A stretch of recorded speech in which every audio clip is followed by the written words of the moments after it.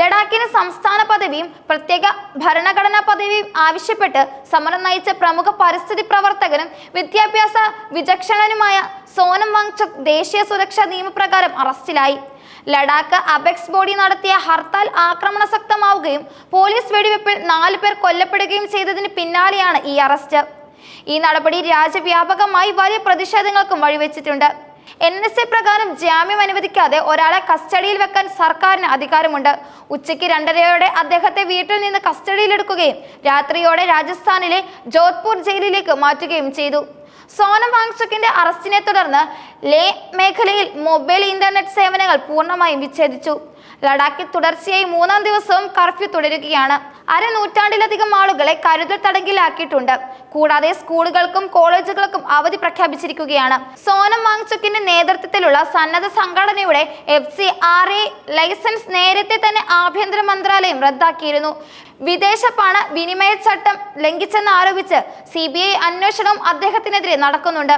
കേന്ദ്ര സർക്കാരിന്റെ ഈ നടപടികൾ പ്രക്ഷോഭം അടിച്ചമർത്താനുള്ള ശ്രമങ്ങളാണെന്ന് പ്രതിപക്ഷം ആരോപിക്കുന്നു. 2019 ജമ്മു കാശ്മീർ സംസ്ഥാനം വിഭജിച്ച് ലഡാക്കിനെ കേന്ദ്രഭരണ പ്രദേശമാക്കിയത് മുതൽ ലഡാക്കിലെ ജനങ്ങൾ സംസ്ഥാന പദവിക്കും സ്വയംഭരണ അവകാശത്തിനും വേണ്ടി ശക്തമായി വാദിക്കുന്നുണ്ട്. ഈ പ്രക്ഷോഭങ്ങളുടെ മുൻനിര നേതാവാണ് സോനം വാങ്ചുക്. അദ്ദേഹത്തിന്റെ പ്രസംഗങ്ങളാണ് പ്രക്ഷോഭം അക്രമാസക്തമാകാൻ കാരണമായതെന്നാണ് കേന്ദ്രത്തിന്റെ വാദം. എന്നാൽ കേന്ദ്രത്തിന്റെ അവഗണനയിൽ നിരാശരായ യുവതലമുറയാണ് കടുത്ത രീതിയിൽ പ്രതികരിച്ചതെന്ന് സമര നേതാക്കൾ പറയുന്നു. സിനിമാറ്റോഗ്രാഫികൾക്കിടയിൽ 3 ഇഡിയറ്റ്സ് എന്ന സിനിമയിലെ ആമിർ ഖാന്റെ കഥാപാത്രമായ റാഞ്ചോയുടെ പ്രചോദനമായ വ്യക്തി എന്ന നിലയിൽ സോനം വാങ്ചുക് നേരത്തെ തന്നെ പ്രശസ്തനാണ്. അദ്ദേഹത്തിന്റെ ജീവിതം സിനിമയിലെ കഥാപാത്രത്തെക്കാൾ സാഹസികമാണ്. ലേക്കടുത്തുള്ള ഉല്യക്ടോപ്പോ ഗ്രാമത്തിൽ ജനിച്ച അദ്ദേഹത്തിന് 9 വയസ്സ് വരെ സ്കൂളിൽ പോകാൻ കഴിഞ്ഞില്ല. 1975 പിതാവ് സോനം വാങ്യാൽദാൽ ജമ്മു കാശ്മീർ സർക്കാരിൽ മന്ത്രിയായപ്പോൾ കുടുംബം ശ്രീനഗറിലേക്ക് താമസം മാറി.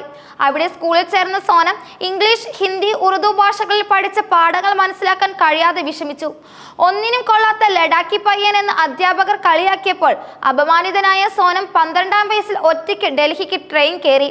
പിന്നീട് അവിടെ കേന്ദ്രീയ വിദ്യാലയത്തിൽ പ്രവേശനം നേടുകയും ശ്രീനഗർ NIT-യിൽ നിന്ന് എഞ്ചിനീയർ ബിരുദം നേടുകയും ചെയ്തു. ലഡാക്കിലെ കുട്ടികളുടെ വിദ്യാഭ്യാസ നിലവാരം മെച്ചപ്പെടുത്താൻ 1988 സോനം വാങ്ചുക് സഹോദരനുമായി ചേർന്ന് student education and cultural movement of Ladakh എന്ന സംഘടന സ്ഥാപിച്ചു. ഓപ്പറേഷൻ ന്യൂ ഹോപ്പ് എന്ന പദ്ധതിയിലൂടെ വിദ്യാഭ്യാസ മേഖലയിൽ വലിയ പരിഷ്കാരങ്ങൾ നടപ്പിലാക്കി.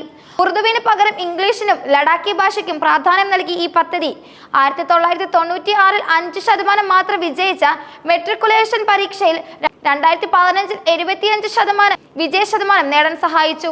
വിദ്യാഭ്യാസത്തിന് പുറമെ SCCMOLന്റെ പ്രവർത്തനം പരിസ്ഥിതി സംരക്ഷണത്തിലേക്കും വ്യാപിച്ചു. ലഡാക്കിലെ കർഷകർ നേരിടുന്ന ജലക്ഷാമം പരിഹരിക്കാൻ ഐസ് തൂബ എന്ന നൂതന പദ്ധതിക്ക് രൂപം നൽകി. ശൈത്യകാലത്ത് മഞ്ഞുരുക്കാതെ സംഭരിച്ച് കൃത്രിമ ഹിമാനികൾ നിർമ്മിക്കുന്ന ഈ ആശയം നിരവധി കർഷകർക്ക് സഹായകമായി.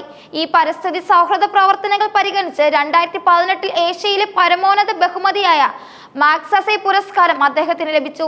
പരിസ്ഥിതി ദുർബലമായ ലഡാക്കിന് പ്രത്യേക സംരക്ഷണവും സ്വയംഭരണാവകാശവും ആവശ്യപ്പെട്ട് സോനം നടത്തിയ പ്രക്ഷോഭനമാണ് ഇപ്പോൾ അദ്ദേഹത്തിന് വിനയായത്. സെപ്റ്റംബർ 10 ആരംഭിച്ച നിരാഹാര സമരത്തിനിടെ പ്രക്ഷോഭം ആക്രമാസക്തമാവുകയും പോലീസ് വെടിവെപ്പിൽ 4 പേർ കൊല്ലപ്പെടുകയും ചെയ്തു.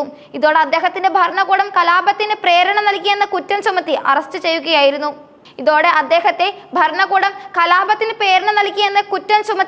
ചെയ്യുകയായിരുന്നു. സോനം വാങ്ചുക്കിന്റെ അറസ്റ്റിനെ രാഷ്ട്രീയ നേതാക്കൾ അപലപിച്ചു. ജമ്മു കാശ്മീർ മുൻ മുഖ്യമന്ത്രി ഉമർ അബ്ദുള്ള അറസ്റ്റ് നിർഭാഗ്യകരമാണെന്നും കേന്ദ്ര സർക്കാർ വാഗ്ദാനങ്ങളിൽ നിന്ന് പിന്നോട്ട് പോയെന്നും കുറ്റപ്പെടുത്തി. BJPക്ക് അധികാരം ലഭിക്കാത്തതാണോ ജമ്മു കാശ്മീരിന് സംസ്ഥാന പദവി നൽകാത്തതിന് തടസ്സമെന്നും അദ്ദേഹം ചോദിച്ചു. ലഡാക്കിലെ പ്രക്ഷോഭം കൈകാര്യം ചെയ്തതിൽ കേന്ദ്ര സർക്കാരിന് പിഴവ് സംഭവിച്ചതായി കോൺഗ്രസും ആം ആദ്മി പാർട്ടിയും ആരോപിച്ചു. സോനം വാങ്ചുക്കിന്റെ അറസ്റ്റ് അനാവശ്യമാണെന്ന് AICC general secretary Ghulam Ahmad Mir അഭിപ്രായപ്പെട്ടു. അതിനിടെ ലേ അപെക്സ് ബോഡിയും കാർഗിൽ ഡെമോക്രാറ്റിക് അലയൻസുമായി ആഭ്യന്തര മന്ത്രാലയം നടത്താനിരുന്ന ചർച്ച തിങ്കളാഴ്ചത്തേക്ക് മാറ്റി. ഈ ചർച്ചയിൽ ഒരു സമാധാനപരമായ പരിഹാരം കണ്ടെത്താൻ സാധിക്കുമോ എന്ന് ഉറ്റുനോക്കുകയാണ് എല്ലാവരും. ലഡാക്കിലെ ജനങ്ങളുടെ ആവശ്യങ്ങൾ അംഗീകരിക്കണമെന്നും സോനം വാങ്ചുക്കിനെ ഉടൻ മോചിപ്പിക്കണമെന്നും ആവശ്യപ്പെട്ടുകൊണ്ട് രാജ്യത്തിന്റെ വിവിധ ഭാഗങ്ങളിൽ പ്രതിഷേധങ്ങൾ ശക്തമാവുകയാണ്. ലഡാക്കിന്റെ ഭാവി ഈ പ്രതിഷേധങ്ങളെ ആശ്രയിച്ചാണ് ഇരിക്കുന്നത്.